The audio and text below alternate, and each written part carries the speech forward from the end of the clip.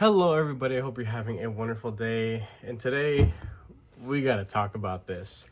First off, I want to mention to the people who do not know that a pocket knife enthusiast industry and hobby exists.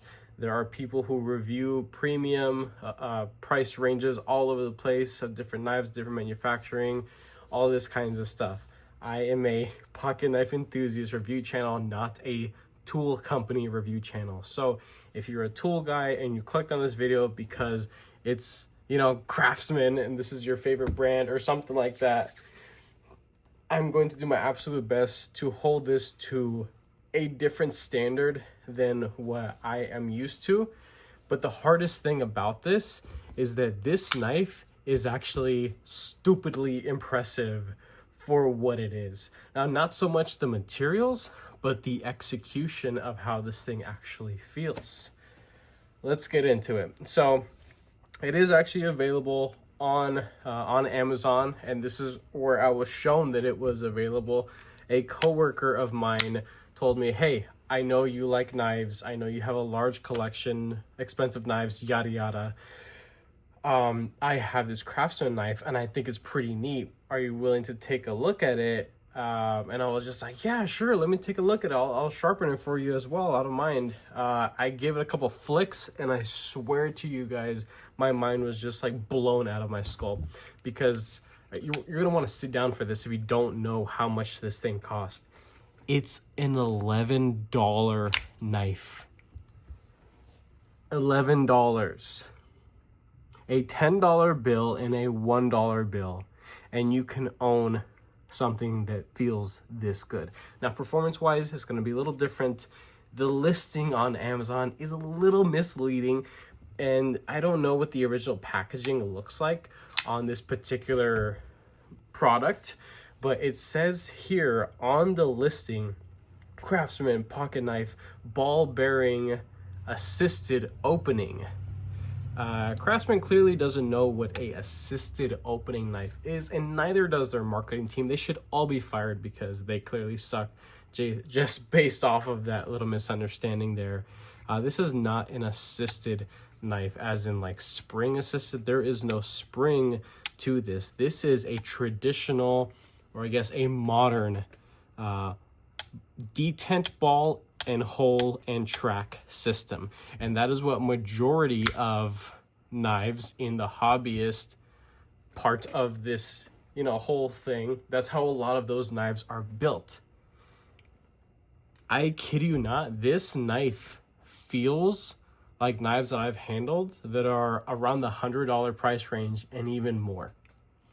And some may say, oh well, clearly you spent way too much freaking money on those knives if it feels like an $11 knife. You got it all wrong, and you clearly don't know what you're talking about. We're talking about a whole different can of worms when it comes to materials. It drives the prices up as well as where it's produced. China, Taiwan, Italy, USA, baby. There's so many things that go into it when it comes to an item being produced, and again, the materials, how the materials are treated.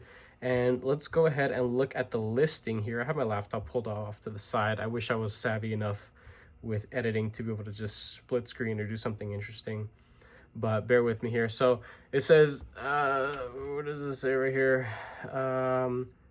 Special features, spring assisted, folding, cool, yeah, I get it. Spring assisted, no, there is no spring. So they're lying. It's a misleading thing. Age range, it says adult, absolutely not. I think a young teenager is more than capable, or even like a little kid is capable of using a pocket knife as long as they have an adult for supervision and even a couple brain cells that add up to some common sense. Handle material, stainless steel. Color, stainless steel. Marketing team is also colorblind because that's red. So blade material, stainless steel. Style, modern. Blade length, 4.1 inches. That is not actually a 4.1 inch blade. On my mat here I have a little measure, but the actual amount of cutting, like straight edge, is about 2.25 inches. With the serrations included, that is about 3.5. So they can't measure right either. Blade shape is a drop point. Absolutely. More like a straight clip, but we'll call it a we'll call it a drop point in this case, right? Item length overall is 0.35 inches, which is just, I mean, that's got to be the smallest knife, period, in overall length. Let's go ahead and take the weight on this thing. So on the listing it says 5.6 ounces. This is 5.1 ounces. So clearly you can't trust specs, at least on this particular item. Okay, battery is required. No, you don't need batteries for this. Cool. I'm not too sure why that was even put in there, but regardless, let's get back to, you know, the good stuff. This is running on bearings. This has incredible action for an $11 freaking knife. If you told me that the blade was made of aluminum that can't hold an edge, I would actually still be impressed, because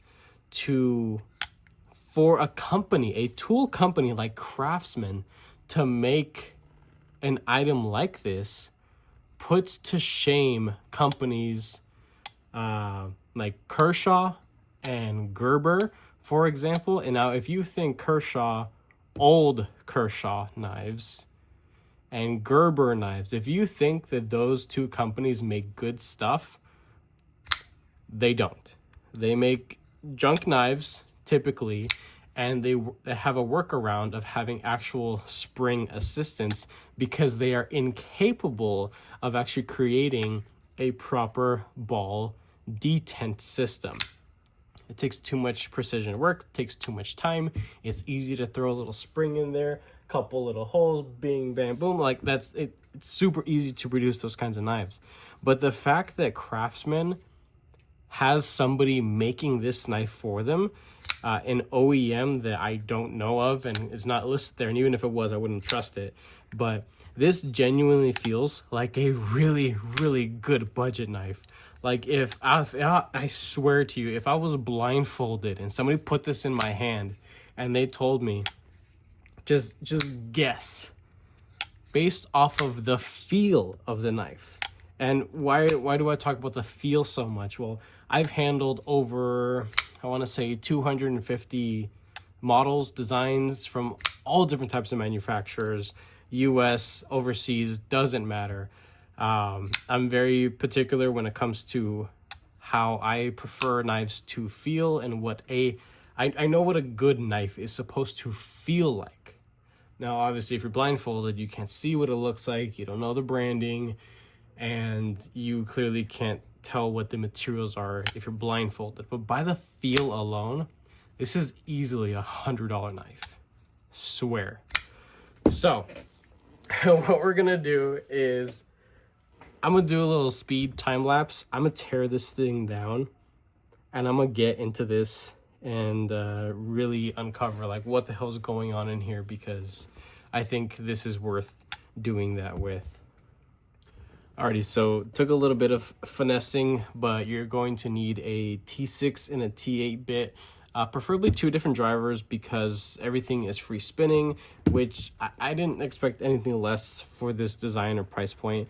But here's the pivot, nice clean threads with blue Loctite. That's something that like the actual knife manufacturers use. Here we have the actual steel part of the frame here, and I can't get it off because of those little T6s there, but you guys get the point. So you have that, it's all nicely machined and everything, a little gunked up because this is a truck knife, you know. And here we have what makes this piece so damn special. You have actual bearings. Yeah, actual bearings in an $11 knife. not a spring system. Now, these are steel bearings, which in the knife hobbyist part of things, we've kind of moved away from steel cage bearings, and these are phosphor bronze cages. But just a couple years ago, a really popular Chinese OEM and overseas OEM, We Knife Co. They also have budget subsidiaries, Civivi knives and Sencut knives. I highly recommend, all the stuff from them because they have really good build quality. Even as well as in their premium stuff with We knives, they used to use steel ball bearings. And don't get me wrong, they're great. But once you go to the ceramics, and let me show you these ceramic versions, this is what they look like. This is the exact same size. There's a 5mm pivot, I believe 1/16. Yeah, so 1/16. I've dealt with this bearing size so many times and have replaced them so many times because I prefer skiffs.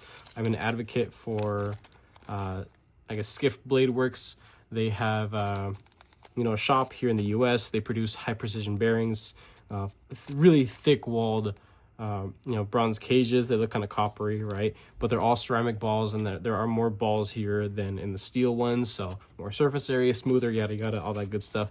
You can also get the washer equivalent, which I love washers. And if you place an order with skiffs, you actually get double the washers. So you get 4 individual washers. So let's say you had 2 of these knives, you can set 2 knives up with washers if you wanted to. Now, washer action is going to be very tight, very hydraulic feeling in comparison to bearings. It won't be so drop shutty. But if this is a work knife, if this is something that's going to be going with you to the job site in places like that where it gets really dusty and grimy, a lot of pocket lint, maybe even concrete powder, stuff like that, washers are the way to go. And I also have a 10% discount code that you can use if you'd like. And if you don't know the size of the knife that you're trying to customize a pivot in, you can order one of these. If it is nice sturdy aluminum, there are different colors as well. This is like one of the basic ones, but this is like a cheat sheet card. So you take the pivot, you stick it through the hole, it reads you all the different sizes that are standard within the industry. I've never seen anything that small, but that's what she said. And you also have the thicknesses of the actual bearing, so you can put it through the slot and see which one you want. There's obviously 1/16, so it fits right there. But so this is just the craziest thing here, because you have steel caged bearings. You also have a larger than average steel detent ball as well. And as you can see, the track has been worn, that silver line going in a circle around there. So this knife is well used, has been used for quite a bit. And there's also even this there's a lanyard piece that is metal. And I don't really think it was necessary to have this. It just kind of makes the whole bill a little weightier than it really needs to be.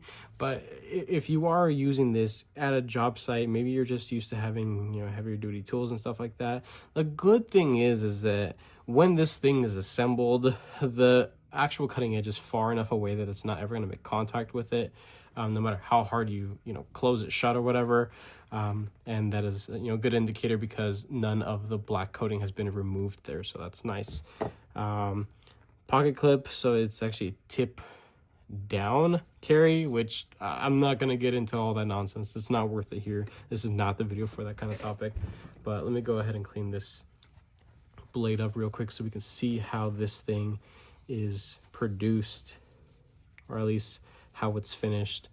I've even experienced and taken apart knives that are close up to the $1,000 range. So I kind of know what I'm looking for when it comes to, proper execution and machining and stuff like that. I don't have any major tools. It's mainly just by feel and visuals alone. And based off of how this thing does feel when assembled, and clearly it has not been cleaned or disassembled probably ever, that's not a big deal. But the fact that it still felt that incredible without basic maintenance is just a testament to how wonderful this thing is actually manufactured. So let's go ahead and we could take a look at the lock face geometry. That is beautiful. That is nice and smooth, and that's what allows for proper friction between, you know, the lock face and the tang of the blade here, and this is the lock face right there. So nice. I'm gonna clean this thing up, slap it together, and yeah, that's really about it. You can see the detent ball there. It's not machined all the way through. I wouldn't have expected it to be, but I mean, the fitment is perfect. Here's the track that you see there. Yeah, I mean, this thing is actually machined to the standards of, you know, a lot of overseas production knives that are highly treasured within the hobbyist enthusiast community. The company that I mentioned earlier, Civivi and Sencut, they make knives on par with this. Now their finishing work is a little bit better, but at least when it comes to the construction and how they feel, I mean, you're getting pretty freaking close. And nowadays, most Civivis float between, I want to say, $60 to like $110, about 110 at the most. And then Sencuts float anywhere from, I want to say, $35 to $55. I'm gonna go ahead and put this thing back together. All right, and we're back together. This thing, again, has no right to be this good at $11. It is absolutely blowing my mind. And again, I mean, the lockup, up and down, nothing. Side to side. Once you crank down that pivot, you're good to go. Just make sure not to overdo it. It is, it's even perfectly centered. Holy shit. No rubbing, no nothing. And it's just, and this is what I mean by it perfect detent. If you tug on the blade a little bit, you don't feel any sort of give from the hole until you pull it past that little divot that you saw machined into the blade itself.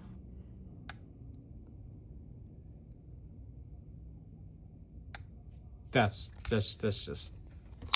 insane. That is just freaking wild. I'm gonna go ahead and touch up this edge. Currently, it looks like this. Yeah, not too great. But like I said, I can care less what the hell this thing is made out of. I'm still gonna put a sick edge on it and get it back to buddy slash coworker.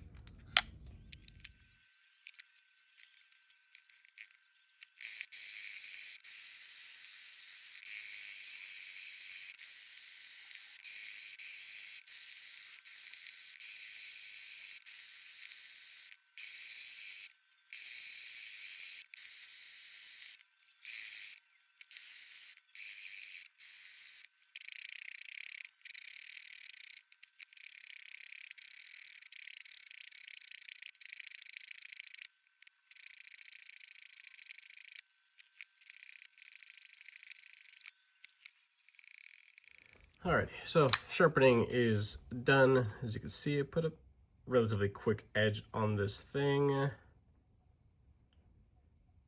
This is a 20-degree edge, 400 grit. So those were the kind of cuts it was doing before. See how it's kind of scraggly, kind of tearing a little bit. No more.